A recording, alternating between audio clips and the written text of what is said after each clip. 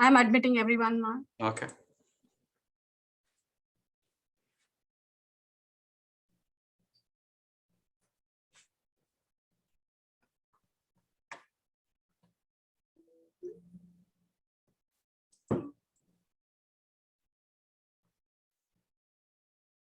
Just going to wait for a minute more to have people join us.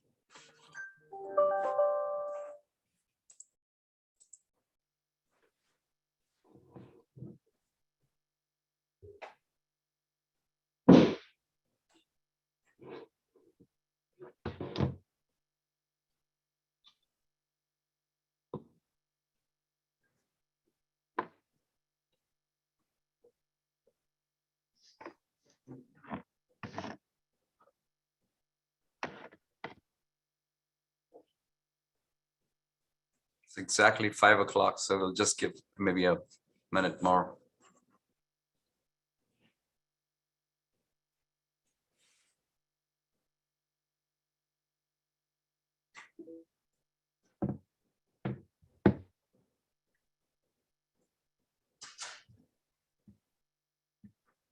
All right. Good evening, everyone. Welcome to the Grand Rounds. Today we're going to have a presentation which is more related to imaging and some of the contemporary aspects of what constitutes and what's growing in structural imaging. And before I go into the presenter and the presentation, I'm going to just go ahead and do the aspects of routine aspects of a Grand Rounds, and that is to showcase again the website on which all the Grand Rounds are hosted, and you can visit there. Once more, at this moment, you can text 12474 to the number 888-816-4893 as an SMS message to get your CME credit for the session. And it needs to be as an SMS message, and your mobile number should be included in the active profile in the Rutgers Clause CME. And for physicians, we have, in addition to the step 1, you can go ahead and click on the link, and this link is going to be active also in the chat box, and the room code is future21. Future21. So if you would have followed up, there are 21 such different CME events and 21 different opportunities for getting MOC. And if physicians are actively pursuing this MOC, they can actually complete their MOC needs and don't have to scramble at the end of the year or 5 years to get your MOC needs for your CME licensure requirements. So this is the advantage of having both the MOC and the CME credits obtained here. So with that, I'm going to go ahead and introduce our presenter. Our presenter for today is Dr. Yasmin Hamrani.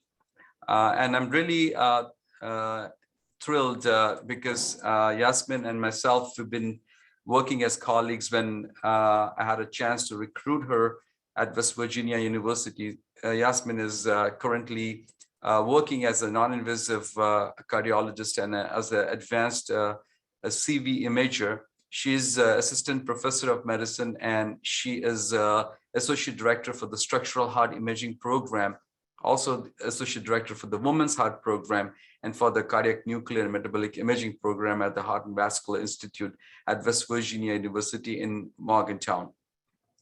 Yasmin did extensive training in imaging. Her imaging career included a T32 fellowship at the University of Virginia, Charlottesville, Virginia, where she had advanced training in all the aspects of cardiac imaging. But independent of that, she has had a distinguished career with continued recognition as an educator and a researcher.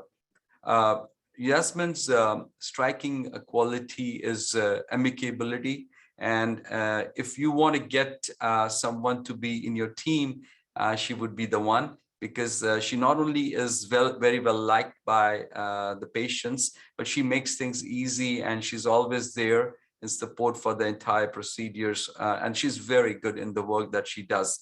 She has level 3 training in almost everything, including some of the most complex scans and in nuclear cardiology, including PET and amyloid training. So that gives her a real edge over many other people in contemporary cardiac imaging.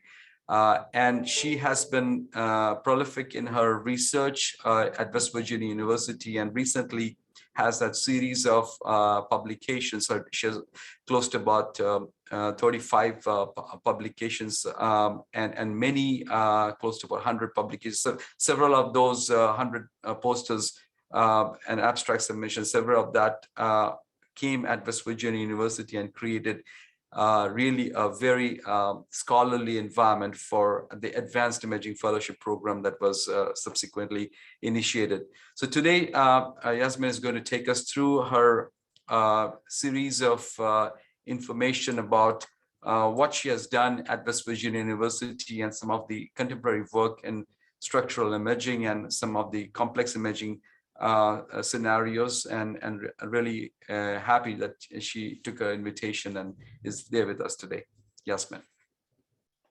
Thank you, Dr. Singh, for your kind words. And it's really a pleasure being here and presenting in the cardiology grand rounds. I would be presenting, let me just share my screen first.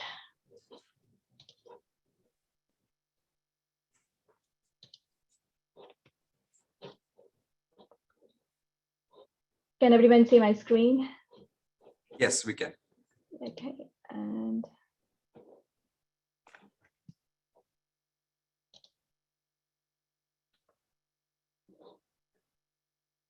okay, do you see that in the presentation mode?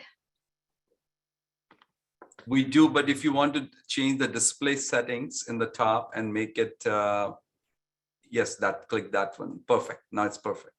Okay.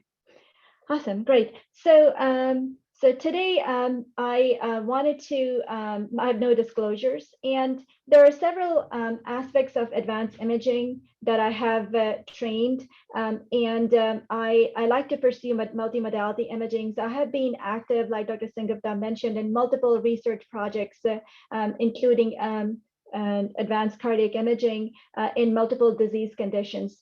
So the two major areas that I had worked on and had a few publications on, I would like to focus on those two for this talk.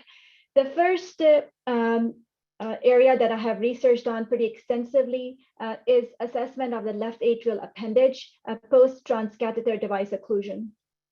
And the second, I'll talk about ATTR cardiac amyloidosis.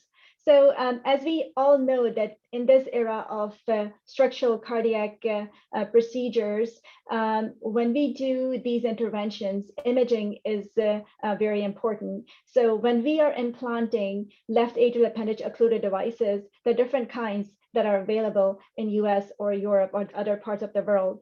The one that are FDA approved are Watchman. Earlier, now we have Watchman Flex device, which is short and stocky, able to fit into whatever appendage is there. And the Amulet device was recently approved as well by FDA, while there are other as well that are used in research in different centers. So when we are implanting this occluder device using a transcatheter procedure into the left atrial appendage, it is a complex procedure, but having done so many of them, people have mastered it. And there are some centers that do these procedures under ICE guidance. They do not use TEs anymore. And maybe there will be a time that they may do these procedures just under fluoroscopy with some TTE images afterwards. When you're done with this procedure, the work is not done, because the reason to implant these occluder device in the appendage where 99% of the clots form in individuals who have AFib, these are the patients who cannot be on anticoagulation. And when they cannot do an anticoagulation and you're putting a device in their appendage, we need to make sure that the device works and we can take them off of anticoagulation or antiplatelet treatment. So when we implant these devices, it requires imaging post-procedure. Now, people do 30 to 45 days. 45 days was the one that was studied in the trials. So usually transesophageal echocardiogram has been used and is considered a gold standard for follow-up on these devices. So when we do a transesophageal echo, we assess for device positioning, we look at the flow around the device, we look at any presence of thrombus on the device, and we also can assess if the device is completely thrombosed or not. Now, in this day and age where we have better imaging modalities available, now TE has amazing temporal resolution, but as we all know that it requires intubation. Somebody who has COPD, has varices, in the COVID era, you don't want to get exposure. There are modalities that could be used, and CT is one of those which has a very good spatial resolution. Now, there is data on CT looking at the appendage pre-implantation. So if you look at the ACC, AHA, HRS guidelines from 2019, and you look at the appropriateness criteria, if you use CT for assessment of the left atrial appendage pre-implant, it is an appropriate indication, okay? Now, if you move on to assess the appendage after occlusion, no matter what occluder device you use, it is rarely indicated. The reason being the data is lacking, and that's why currently it is an area of active research. So when I started at West Virginia University, the question that I asked with the help of the fellows and the staff in cardiology, what is the data that's present currently? And it's just before the COVID era. So do we know enough to use CT for assessment of appendage post-occlusion? So we did a systematic review and a meta-analysis of the current data. And we ran into multiple surprises. Now, there are two ways to assess the left atrial appendage patency after device occlusion. So like the echocardiogram, we can look at the presence and size of peri-device gap. Now we can see the gap, but we put the color on TE and look at the gap and we call it leak. While on CT, we can see visually the gap.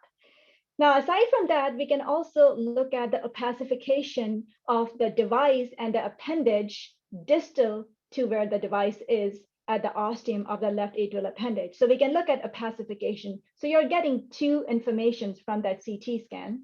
So we reviewed about 17 articles for our systematic review, and we had to begin with close to 2,800 articles, and we came down to 17 articles on patients who had a CAT scan done for assessment of their appendage post-occlusion. The reason was there was a lot of patients who did not have appropriate timing of the CT. They were done 2 years later, or the patients did not have good imaging, things of that nature. Now, when we looked at the patients who had both CT scan and TE done, surprisingly, there are only 6 articles. So although we started off with 2,800 articles, we could look at only 17 for a systematic review, but for the real meta-analysis, we could come up with only 6 articles. So when we delve into looking into how the appendage was assessed, there were multiple ways of assessing it. So some people are looking at opacification because you're giving contrast. So how much the appendage opacifies. They're looking at ratios of the atrium versus the appendage. Some people are looking at ratio of the appendage with the myocardium. Some people are looking at early phase imaging. Some people are looking at delayed imaging. Some people are looking at just the Hounsfield unit in the appendage to see if it is above 100 or below 100. So very, very heterogeneous data on these studies. This was the key figure of our meta-analysis. So if you look at here, whether you use, I put 2 commonly used devices, Watchman at that time, now we have Watchman Flex, and there's an implanter device here. So on the echo, when you assess these devices, you can see that it's there and it's fitting at the appendage, and we don't see any color flow around it. On CT, we can see it the same way, but you can see better if the device is completely thrombosed or not. So this is an example of an echocardiogram, a TE post-implant, 45 days post-implant, where you have a gap. And then the same gap fills in with the Doppler, color Doppler, and you can measure it. Now on CT, if it's an implanter device or it is amulet device, that looks different compared to what a Watchman device looks like, right? So it's a flatter surface of an amulet device. And in this particular study, they're looking at early imaging, and they wait about 40 to 50 seconds and rescan it and see if the device fills in. So if it fills in earlier, it's arterial phase, which is indicative of high flow leak, while it fills in later, it's a marker of a low flow leak. Similarly, if you look at the Watchman device, you can see the gap, and you may not see the gap, but you would still see enhancement. So this particular team, they have looked at the left atrial appendage enhancement more than 100 Hounsfield unit. Now, this is another paper that looked at the enhancement in the appendage compared to myocardium. And then this is a third one where they look at the ratio, like I mentioned, of the appendage versus left atrium. And if this ratio is more than 25%, it is a marker if the device is occluded or not. So we reviewed and looked at all the different characteristics of the patients, hypertension, they have any hypercoagulable state, if mentioned on those papers, what kind of device was used. So none of these studies was a randomized clinical trial. The median duration of the follow-up was about 105 days for CT and 90 for TE. So they were not even done at the same time. There are 5 studies that looked at multiple follow-up CT scans. There were only 3 studies that had exactly that same time, 45 days CT and TE, so we can do a fair comparison to see how it looks like. And again, remember, the gold standard is TE currently. So when we did this comparison, we noted that when you compare detection of just the gap, you see more on CT. Again, CT has a better spatial resolution, so you detect gap more, right? So when you do this criteria of 3 millimeter is important or 5 millimeter is important, we see more gap. Now, if you look at the gap size, again, if the gap size is bigger, we see it more on CT. And the gap size is smaller, again, you see more on CT, but this wasn't statistically significant. Again, we had fewer studies for our meta-analysis just based on the nature of the data. So what did we learn? We learned that the device, is it completely closed at 45 days or 6 months or whenever those studies were done? Not in all the cases. So incomplete closure was noted in the 3 studies that had both CT and TE was 60%, the other had 98%, and the third one had 51%. Now, although they're incompletely occluded appendages, when we looked at the presence of peri-device gap, that was also variable, which means not everybody who has a peri-device gap has incomplete occlusion. Some people may not have a peri-device gap, but they still have contrast opacification of the appendage. Now, what does that mean? Now, does it mean that they have transfabric leak, like we talk in Watchman devices, or if it's amulet and it's noted in amulet and Plotzer devices, what does that mean, right? So the patency overall, now we look at early images versus delayed images. 67% of the patients were patent on delayed imaging, while 60% on early phase imaging. So the more you do a couple of scans early and delayed, you find more stuff, device fills in later. So now what do you do with that? Now, since we published this meta-analysis, there was a very good study published by Korsham using Plotzer devices, and they did CT on these patients, a well-done study, and they came up with a different mechanism of looking at the device leak and contrast opacification. So they went to the upper part of the body of the device, the mid part and the bottom part, and also the disc surface. And they looked at cross sections. And in cross sections, if you see a gap, they're calling it a gap. And they had total 415 patients, and patients who had both CT and TE were 346 patients. So of interest, what they noticed is if you see a grade 3 leak on CT scan, 11 of them had more than 3 mm gap or leak on TE. And there is only, and there are these 22 and 2 patients where you don't have significant leak, but you have grade 3, which is significant leak on CT. So there is some data that is different between the two modalities, right? So how do we interpret that? In this study, what they noticed in multivariate logistic regression model, that if your left atrial appendage diameter is bigger, if you have an angled device, and if you have lower device compression rate, they are independent predictors of peri-device leak. Now, this table defines the same thing, that orifice diameter, the landing zone diameter, the angled device lobe, and device compression per 1% increase is associated with presence of peri-device gap. Now on CT, when you look at it, you could measure the width of the leak, or you could measure the area of the leak. And what they are practically trying to show here is they both are very well correlated. So you could measure both, and they had a good sample of the patients. Now, this was another study that was published in 2021, August, in Journal of Cardiovascular Electrophysiology, and they looked at value of detecting peri-device leak and whether it's a marker of incomplete device endothelialization by CT in patients. And here you see these figures where it's completely thrombosed. You see there is a hole, there's a gap, a peri-device gap, and it fills in the appendage. And here, not much of a peri-device gap, but the device fills in.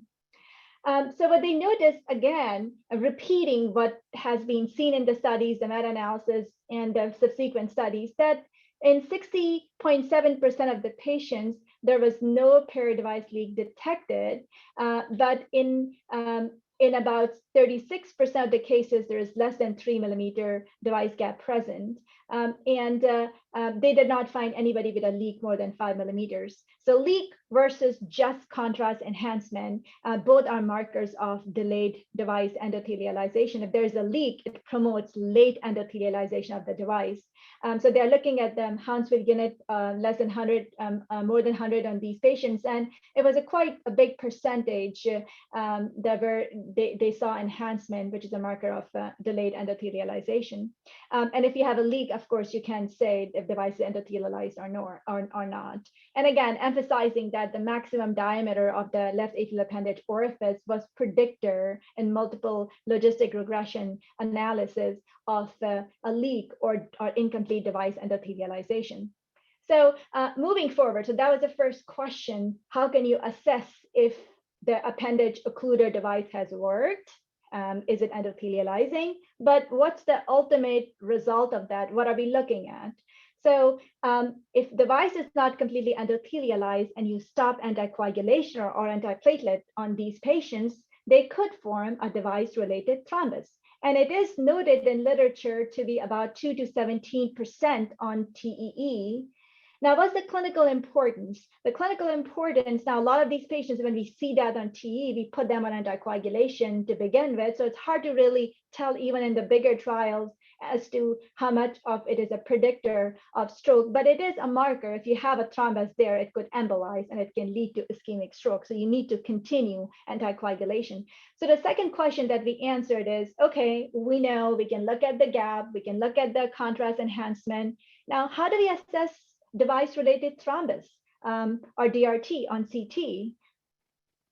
So this was a study that was done by Casper, published in Circ Cardiovascular Interventions in 2019. And this study gained a lot of publicity. People started following it, trying to start implementing it on Watchman device. And it was a surprise when we did the study at our center. So they compared the CT versus TE on individuals who had amulet device. And what you see here is this is an example where they have a TE image where they don't see any thrombus. This is the CT image, and it has a disc.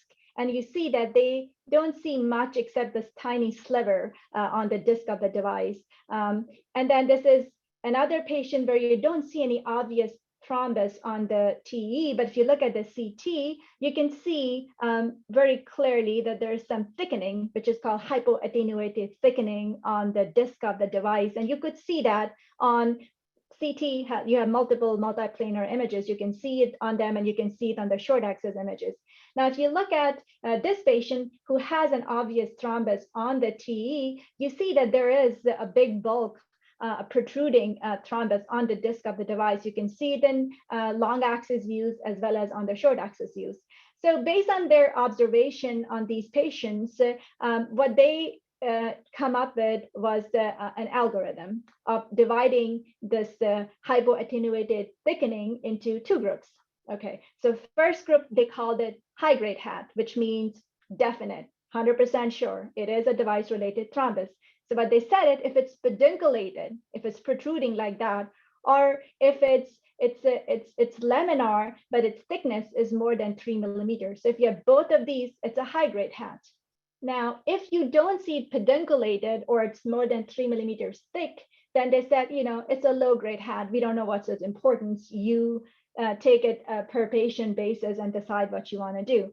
Now, they tried to look at some other stuff, including measuring the area on the disc, and they looked at the Hounsfield unit of the HAT versus in the atrium, and they see if this thickening continues with the wall of the atrium. So they did different analysis, and again, their conclusion was, you know, that if it's thicker, it is a marker that it is most likely a thrombus than non-specific thickening.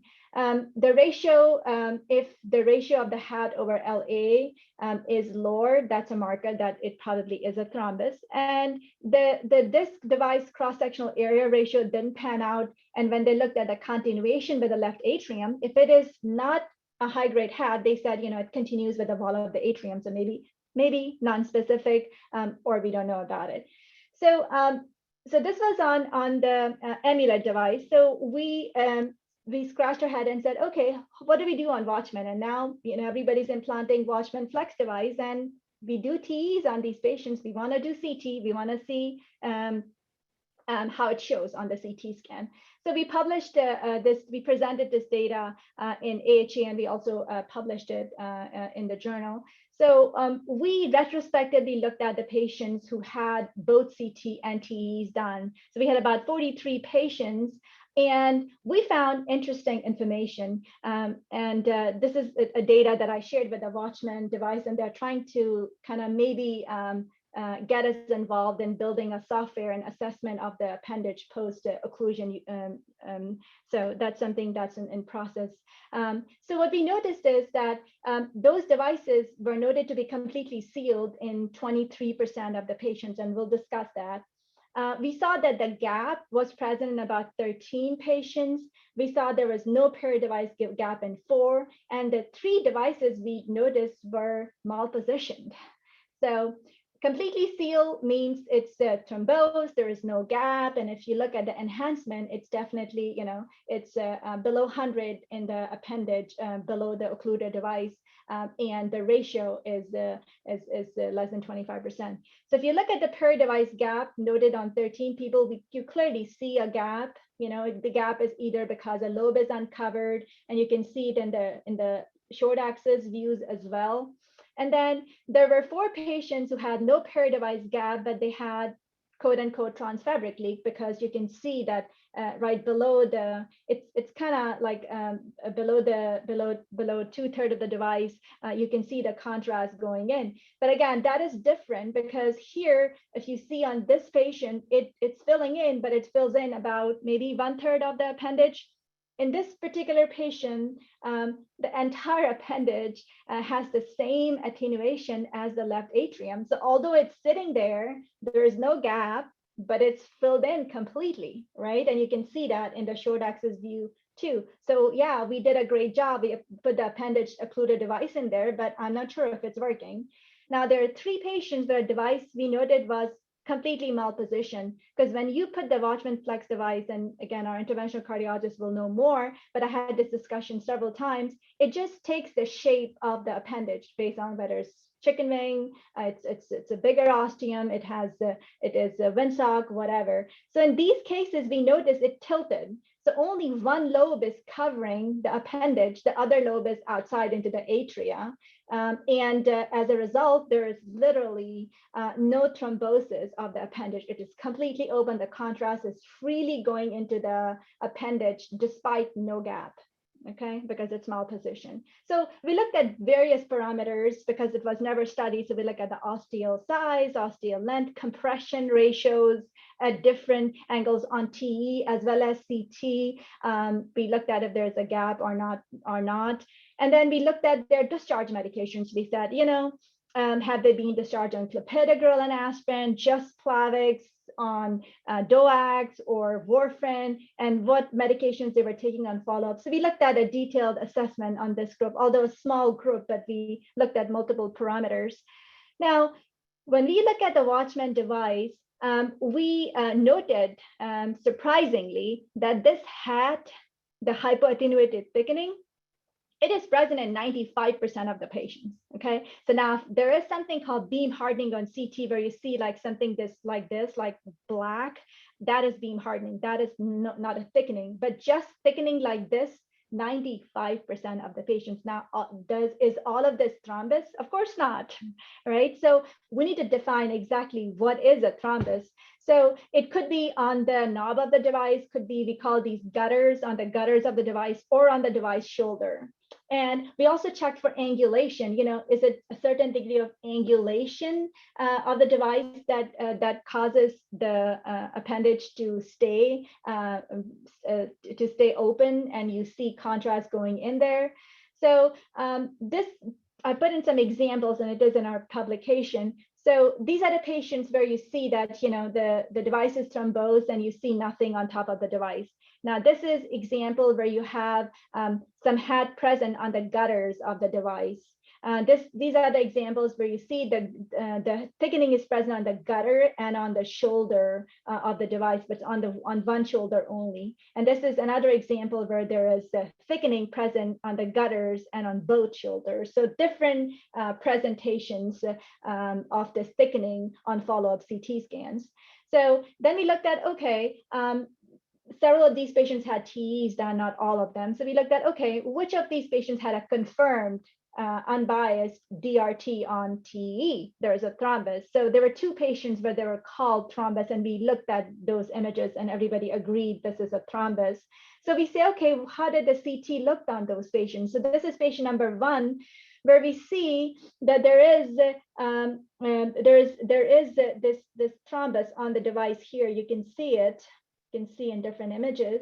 And what we see on CT is that there is this thickening on the gutter, and it goes towards the shoulder. And this patient had a peridevice gap and probably an accessory lobe that's filling in the appendage. But part of the appendage was thrombosed, but part of that was not. But that patient did develop a thrombus on the TE. This is the second patient where you see that there is, let's look at the TE images first, and you see this thrombus confirmed on the device. But if you look at the CT images, you see it's more pedunculated, thickened, and it goes on one shoulder. So 2 different patients. Again, this device is endothelialized, looks like it. There's thrombus in there, but because there is this thickening, there is thrombus. And on TE, we can see that there is this little gap in there as well. Now, as we look more, this is just an example I wanted to share. One of these patients we discovered on CT because of its high spatial resolution, and this was the first case that's ever been reported, that there is a fistula formation. The left upper pulmonary vein and the appendage, there is a connection. And we did serially CTs on this patient, and it eventually closed, but that could happen too. The complication that we don't see very well on TE, I bet we would never see it on TE, but it did close on the serial CT scans.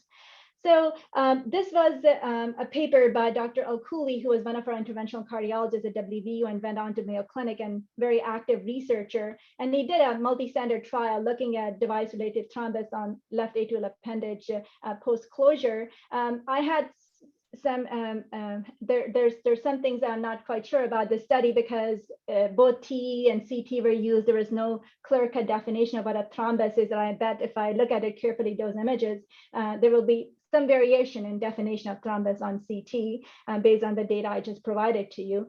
But what they noticed is on those 711 patients, some with confirmed DRT and some with not, based on either CT or TE, what they noticed is that if you have DRT, these patients had higher risk of major adverse cardiovascular events, which include death, ischemic stroke, or systemic embolization, with a very great high hazard ratio of 3.49. And this is prevalent all across the board, even after 365 days. If you have a DRT, there's high risk of MACE. Now they looked at, okay, what predicts it? So they said, patients who had complication had pericardial effusion, iatrogenic or hypercoagulable state, or if their appendage device was deeply implanted, more than 10 millimeters, although in our study, this didn't pan out. It wasn't predictive of thrombus formation, but they said more than 10 millimeter from the pulmonary ridge, or they have renal insufficiency or non-paroxysmal AFib. Those are predictors of DRT. And again, if you have DRT, you have higher risk of MACE. And regardless of the shape of the appendage, regardless of the kind of the device implanted, DRT was a predictor. So in conclusion for this, hypoattenuated thickening or DRT or high risk had is a predictor of MACE. Now, CT at this stage can be utilized for appendage occlusion after device positioning. We can also monitor if there's a peri-device gap or DRT, but you have to be really cautious in how you interpret those CTs, because if you are not a trained reader, you may call 95% of the patients having thrombus on those devices. So guidelines are still in development. I think it needs more research, and which is actively a lot of centers are doing it. What we learned from our study was, if you have a large device size, if you have a peri-device gap more than 4 millimeters, or if you notice that you have a device compression more than 20%, it's more compressed, it predicts presence of hypoattenuated thickening. Now, why is it so common on CT? Why do we see that thickening? It could be artifact, could be just the visible endothelialization around the device, below the covering, and that's what we see because of high spatial resolution. Unclear, but there are animal studies that the company is doing currently to and with CT scans on these images to clarify it.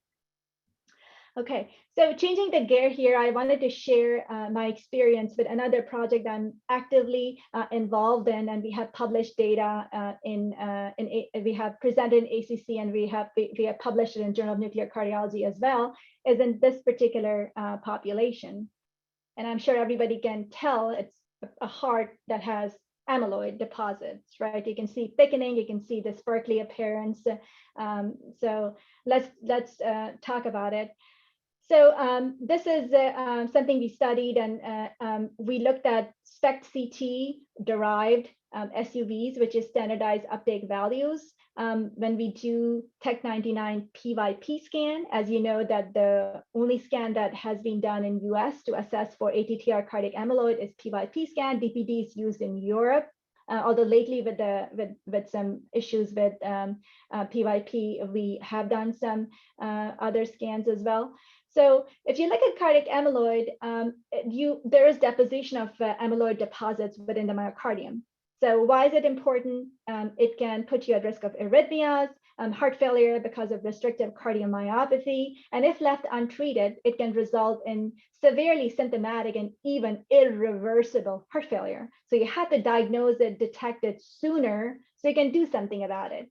And in this day and age of structural heart disease, when we do a ton of scans on these patients who have calcific aortic stenosis, lo and behold, we see thick myocardium. And then we say, is it because it's thickened because of aortic stenosis, or there's positive cardiac amyloidosis? But There was a paper published, a review Jack article in 2019, and they estimated that less than 30% of the subsets with low flow, low gradient severe AS may have cardiac amyloidosis. So it is a common finding in elderly individuals. Now, if you look at the ASNC practice points, how to assess for amyloidosis in the heart, there are semi-quantitative and quantitative ways currently. So you could look at how much, because it's a bone agent, so we can see how much is the bone taking it and how much is the myocardium taking it. So you have the planar image and you can see, oh, the uptake is more in the heart, it's grade 3, it's equal to rib, it's grade 2, it's less, it's grade 1. So that's just, qualitative assessment. Now, you could also on planar images start putting circles, put circle where the heart is and put circle where they're on the other side, on the contralateral side, and look at the ratio. So if that ratio is more than 1.5, it's predictive of ATTR, and it's less, it's not a predictor. So these are currently standard methods of assessing cardiac amyloid. Now, we ask a question, if this patient has all blood pooling and nothing is in the myocardium, it's all in the blood, it's going to be a positive scan. And then you put that elderly 80-year-old patient through biopsy and you would say, oh, that's negative. Although it's very sensitive and specific, but blood pooling is a big problem in these patients. How do you get around it? Now, people could have lesser degree of amyloid in the heart. Can you tell? That's something you may not be able to tell based on just the heart over contralateral ratio. So we need something better in this day and age. So we looked through, has anybody quantified amyloid deposits inside the heart? Now we do that for sarcoid all the time, but nobody has done that on the PYP scan. So we found 4 studies on very few patients, 20 patients, 40 patients, and Dr. Dorbella had done it on about, I think, 70 patients using CZD scanner, not the usual technetium scanner. The very few studies. So we said, okay, and we have a good PET-CT camera at WVU. So Tech99 PYP scan has been used to provide qualitative and semi-quantitative assessment for diagnosing ATTR. Now, it is limited, this modality, because there could be radiotracer pooling in the blood. And when we use XSPECT, so you have a SPECT camera and you use CT to have a better anatomy, and then you put the patient's lean body mass and height, and that allows you to quantify it. So that's called XSPECT. So can we use XSPECT to better assess amyloid in these patients? And we compared it to whoever had a cardiac MRI done for comparison, because the ECV and all these values go up in patients who have cardiac amyloidosis.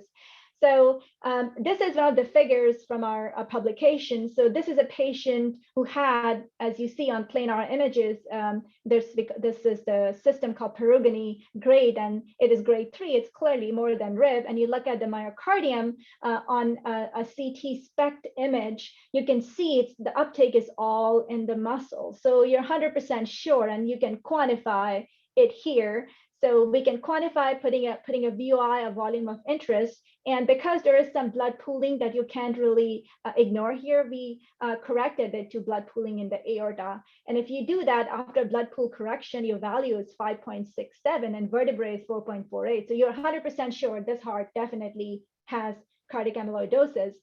This is when we do these scans at 1 hour and 3 hour. Again, there's a debate which one to do, but 1 hour overall is as good as 3 hours, although the longer you wait, there is more myocardial uptake and more blood pool clearing. But regardless, you do a 1 hour or 3 hour, it is clear cut, it's positive, and you have higher values in the myocardium. Now, this is a case where, you really don't see much. It is probably grade 1. It's less than ribs. And when you see the SPECT CT scan, the values are very low. And when you correct it, it's 0, or sometimes negative when we make it 0. And this is 3 hours, then same story. Now, the complexity occurs when you see images like that, where you have a planar image and boom, you have pretty high uptake here. And would you call it Perugini 2? And when you do heart over contralateral ratio, that's 1.59. So that's a positive study, right? But if you look here, there's nothing in the myocardium. And if you do blood pool corrected value, it's 0. So based on your traditional ways, it's a positive study, but in reality, it's a negative study, right? And same thing at 3 hours, same information, and we see that there is no myocardial uptake; it's all blood pooling. Another example where you see that it's at 1 hour, it's maybe grade 2, the heart contralateral ratio is 1.69. It's a positive study. But if you look at the myocardial uptake of SUV at 1 and 3 hours, it's there, but it's not that much. It's 1.1 and it's 1.38. Now, what does it mean? Does it mean this patient has a low grade ATTR cardiac amyloid, or it doesn't have an ATTR cardiac amyloid? So now there's nothing like low grade cardiac amyloid based on PYP scan, and that's something that people are questioning. You could have subclinical cardiac amyloid deposits. So let's see if I can advance my slide. Okay, so we retrospectively reviewed 78 patients who had PYP scans done using the XSPECT CT scanner. So we used to not do XSPECT CT, but ever since we started doing that, we used those patients and looked at their perigony grades, their traditional heart over contralateral ratio, and we looked at their SUV max of them corrected on the myocardium after blood pool correction, and we plotted it, and on the AUC curves, and the number that has the greatest sensitivity and specificity was 1.88, more than 1.88. And then we looked at, okay, so we are saying that if you have an SUV max of more than 1.88 at 1 hour, it is at least equally good as compared to the traditional measures of heart over contralateral ratio and perigony grade. And in 12 of these patients, in 14 of these patients, we had CMR available. So we compared that to CMR data. So what we noticed is, if you look at this SUV max numbers, as your perigony grade goes higher, the SUV values go up. So for sure, if you have higher values, it is a marker that definitely there is positive amyloidosis. Now, same thing. So this was at 1 hour. And if you look at it at 3 hours, again, we notice that with the increasing numbers of SUV, you see increased perigony grade. But of interest, you can clearly differentiate 1 from 3, but the perigony grade 2, yeah, there is some overlap. Same thing was with the 1 hour at perigony 1 and 3, clear differentiation, but in grade 2 there is some overlap despite blood pool correction. When we compared that to the traditional heart over contralateral ratio, again, if you have higher than 1.5, you have higher values. Same thing at 3 hours. If you have a higher heart over contralateral ratio, they have higher SUV max values, and all these are statistically significant. So this is looking at those 14 patients who had the cardiac MRI scan done. And what you see here is there is a very high correlation with the LV mass on MRI. The R was 0.8 with a p-value, which was highly significant. When we looked at the ECV value on the MRI, which as we hopefully all know, that ECV goes significantly higher in people who have amyloidosis. And there was very tight correlation, 0.91. And if you look at the pre-contrast T1, I don't think I put it there, but if you look at the pre-contrast T1, that was also tightly correlated on MRI with the SUV max values. So overall, our conclusion was that XSPECT CT provides a superior modality in accurately measuring ATTR cardiac amyloid using Tech99 PYP scanner. And this modality provides the potential to quantify cardiac amyloid burden. And the SUV values derived from XSPECT CT scanner, it correlates strongly with the cardiac MRI values of ECV, native T1 mapping, as well as LV mass index. And what is the futuristic approach for that? This modality may provide the ability to assess response to treatment, because now we have tafamidis approved, and we are putting these individuals on on very expensive medications. So we potentially may have a way to measure if they're getting better, and it may be a good surveillance tool. So, so this was just the second topic. There are several research articles I could speak for hours and hours. Thanks for listening to me. I'm open to any questions. Thank you. Thank you very much, Yasmin. So if you want to just de-share your screen, then we can have you in spotlight. And I'd like to also bring in two panelists, Dr. Ashok Chaudhary and Dr. Ankur Sethi. So you might have to just, yes, correct. That's perfect. So Dr. Ankur Sethi and Dr. Ashok Chaudhary will join us. Both are from structural cardiology, interventional cardiology. So I wanted to ask, but before I go into anything, I wanted to just first congratulate you for the work that you're doing. And Yasmin, how much protected time did you have? It's very minimal. I don't have any protected. Yeah, the no protected time. And very busy clinical practice. I want to make sure that people understand. So I also wanted to highlight you're one of those careers who has shifted from doing a T32 fellowship. Then you went into private community in a high volume center in Chicago. And then you chose rural Virginia, West Virginia, where there is nothing and there was no CMR, CT scanners operating nuclear, and you had the faith to come there and get started. And now you're running, and you took a fully clinical job and reading all this extra amount of echoes. And I remember those days when you used to say that 60 to 70 echoes per day, and it's impossible to get any time to do any research. And then you crafted out your own pathway. So I wanted to just congratulate for your hard work and your ability to take the program to a new level. And now you're like running a multimodality, highly proficient program in this, and who would say this is West Virginia. So congratulations on that. First thing I wanted to ask you, you showed this very important slides of what is not recognized, that when we put all these devices in the appendage and I think the world it's all done, but it seems like that it's clearly not the case. So during the pandemic, I think we started doing a little bit more CT. And how did you, I know that our CT program was not like standardized. What did you do to get the program standardized? And I know that we had radiology readers also. Mm-hmm. So, you basically have to work very closely with the techs. Of course, we have radiology techs. So you have to make sure they trust you. You have to make sure you're available for them. And then you have to sit down with them and develop protocols. So for this particular, for assessment of appendage thrombus, you have to make sure that you get an arterial phase. You have to wait, after you give the injection for between 40 to 50 seconds, depending on what the EF is, you may have to change the timing, and you have to scan it, a gated study at one particular systolic phase images. So once you work, we have to sit down with the techs, and once they know how to do it and the protocol is well set, then they pretty much auto do it. They get used to it and they do a good job. So it's more about the protocol rather than the reading. It's the scanning. So if the scan is done correctly, the readers can read it correctly.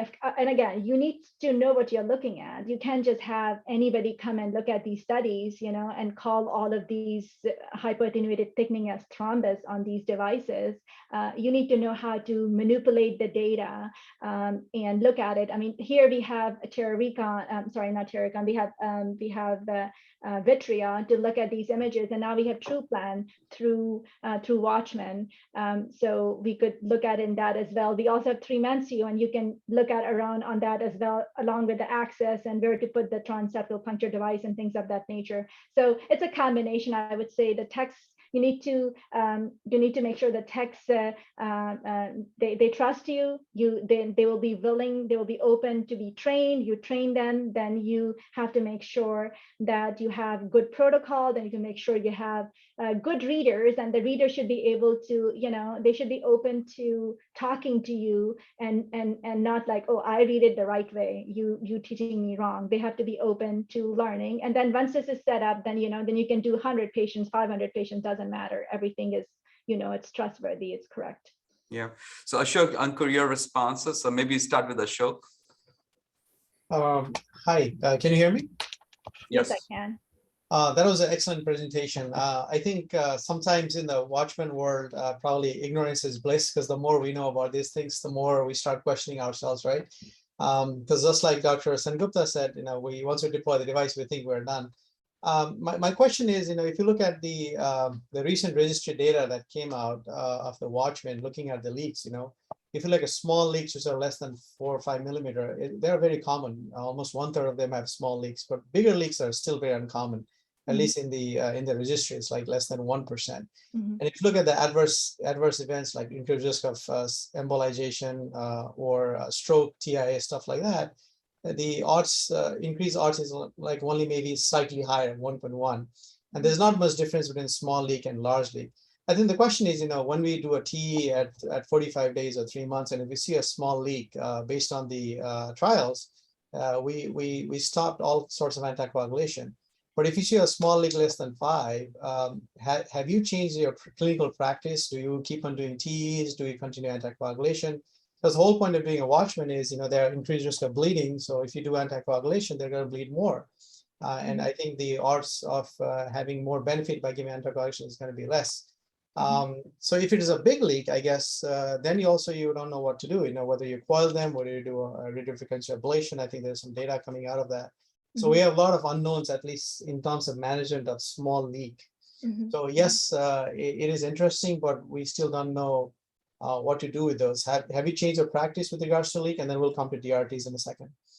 We haven't, and again, it's so these are the patients you really don't want them to be anticoagulated. So you see, it's less than 3 millimeters, or less than 5 millimeter, whatever is your comfort zone. Again, studies have used different numbers like 4, 3, or 5.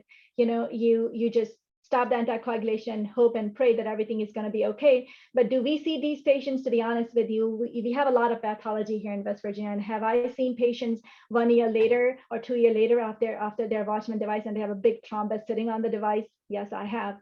So that's why when I see those CT scans and trying to, and when I particularly see that device is completely, just one shoulder is stuck in the appendage and the other shoulder is out, and you don't see any leak on TE, like it's TE has been done and it's perfect. And on CT, it's just angle and it's completely filled in.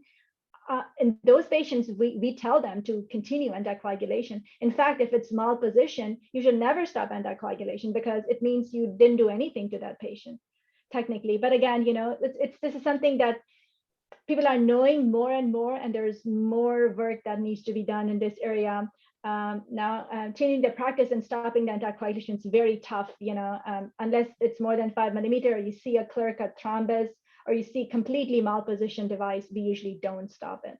Yeah, I think it begs the question, maybe instead of doing ICE imaging, we should probably be doing more detailed TE imaging, even maybe 3D TE during the time of implant, because a lot of things we cannot do anything about them, like, increased A's or renal insufficiency. But if you have a deeper implant, that's something we can fix. And the compression we can fix, leaks we can fix at the time of the implant. So probably we should be more focused on doing a very good job at the time of initial implant with 3D imaging with the TEE rather than focusing on ICE. But just my thought, because a lot of these things you cannot do anything afterwards. Even if you see a DRT, even if you see a leak, a lot of times you can't do anything about them because the patient's profile is such that you can't offer anticoagulation. So it's interesting, this is behaving more like valves, especially the interesting data that I presented about HAT, and similar to halt and hand that we see in the valves. But even in valve patients, sometimes our hands are tight because they cannot tolerate anticoagulation for long term. It's very interesting. Thank you. Great. So Ankur, any comments from your side? No, it's a great presentation, fascinating, from structural imaging all the way to amyloidosis. I'm still taking notes. But so I had actually a lot of questions, but I'm going to just ask 3 burning. Right. The first one, we talked a lot about follow-up imaging for Watchman, and Jacqueline Shah has done a lot of work up even pre-Watchman measurement. And last I reviewed that, there is still no consensus that what dimension to use for oversizing. Is it the minor dimension, major dimension? Is it the area or is it the diameter? And I think that's kind of interesting, especially when you have appendage, which is like 32 millimeters. So if you just use the major diameter, you're going to be excluded for all the devices. But if because it's elliptical nature and you go by diameter and area, you end up putting a 33 millimeter Watchman and it works. So I don't know if you have any thoughts on that. Second, your work for post Watchman CAT scan is fascinating, right? I have never seen so many post Watchman CAT scans. But the real issue is the way it was studied in trials were that everybody did a TE at 45 days, so both in Emulate and Protect and Prevail.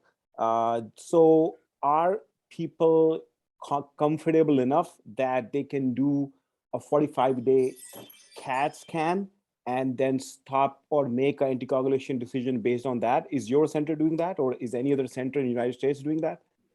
And then my third question is, sounds like when you guys did study for device-related thrombosis, it was or hypertension was present in 95% of people, right? That's a very high number.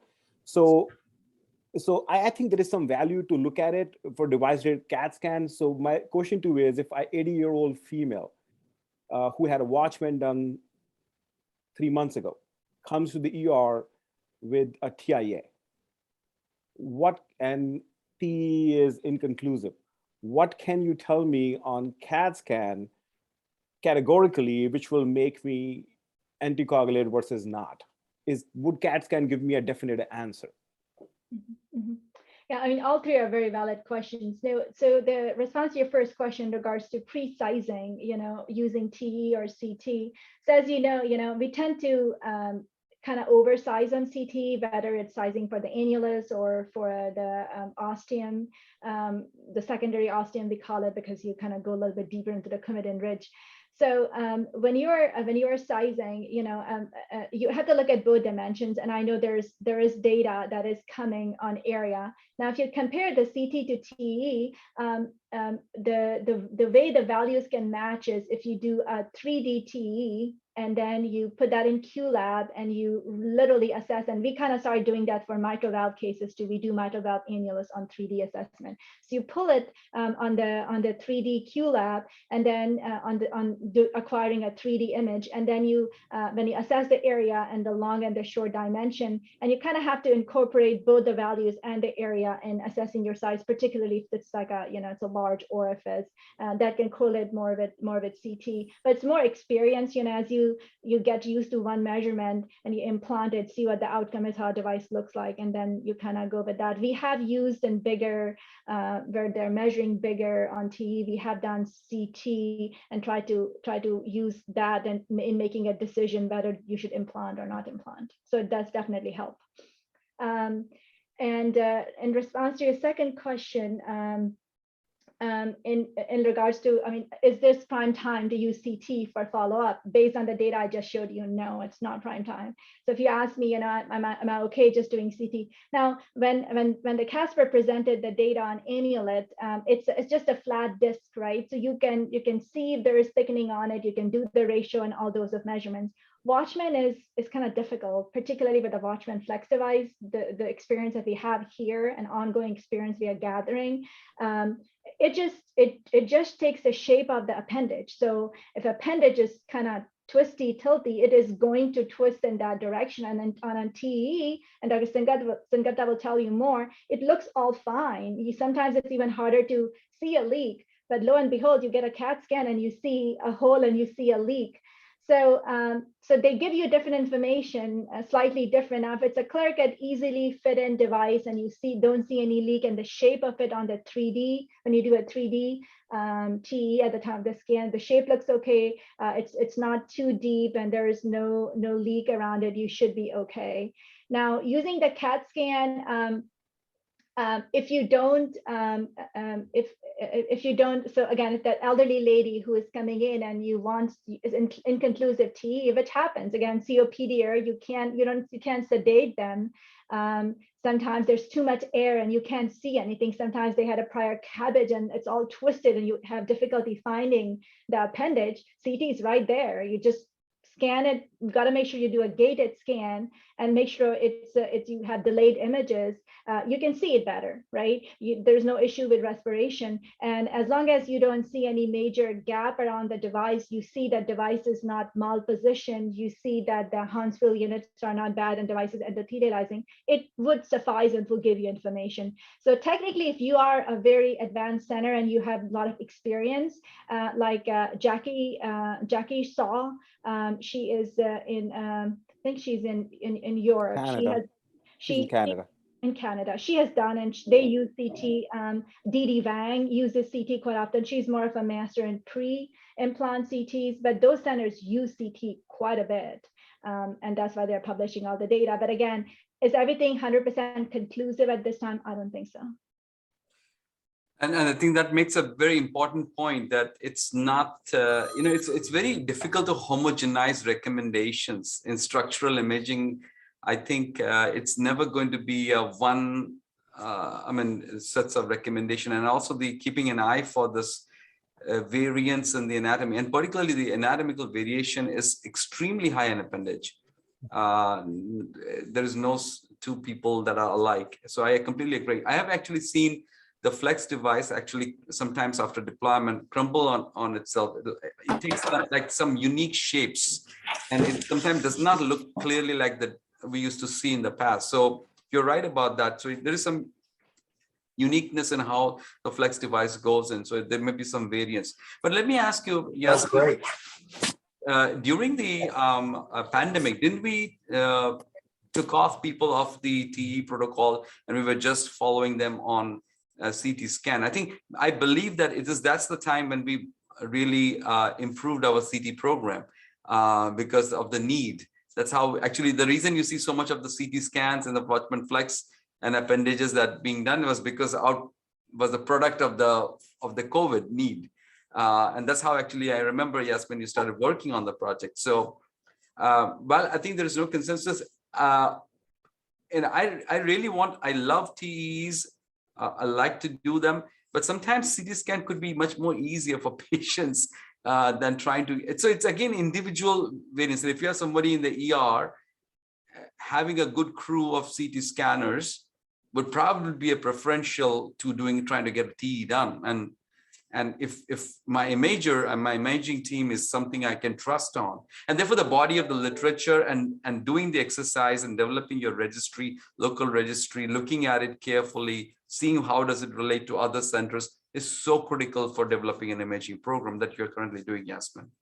There's something very interesting I've learned doing this project is that if you're doing a TE on a patient, and if you're suspicious that, maybe the device is not positioned correctly, or maybe there's a thrombus, sometimes there's those maybe cases. And if the patient has Medicare, Medicaid, which quite a few patients here fortunately have it, you don't need pre-auth. You can just do the T and send them the same day for a CAT scan. As long as you have a team, you have set up, you have and again, like us being friends with them, just call them and they do a CAT scan for you. You can get it done the same day, and then you can get more information and be more conclusive about it.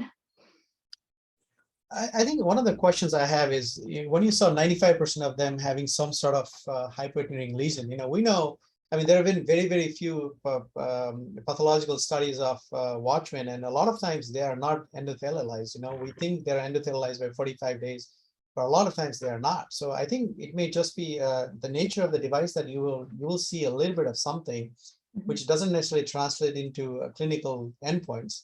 But just like Ankur is asking, if we see a big gumba or something very, very thick sitting there, maybe that's the time we should anticoagulate. I don't know. I'm just throwing out a question, because if we start doing CT and depending on regional variation, hospital variation, individual variation, we might be calling out a lot of them as positive cases, and then we may inappropriately be anticoagulating a lot of them. So I guess, the TE might be useful in that setting because we might be able to avoid a lot of them, but I don't know which one is the right modality in diagnosing and which one is the right modality in actually driving the clinical decision making. So it's a very interesting question. Yeah, I think CT is very sensitive. Echo maybe a little bit more specific for some of these findings. We halt and, we definitely know that CT is more sensitive, and people have questioned, in fact, about the high. And also CT is more sensitive about LA appendage clots. In fact, the sensitivity is so high, sometimes there are false positives, more false positive with CT scans. Absolutely. That I've seen. Yasmin, you would agree with that. You tend to see, I mean, also it depends upon how you've done it.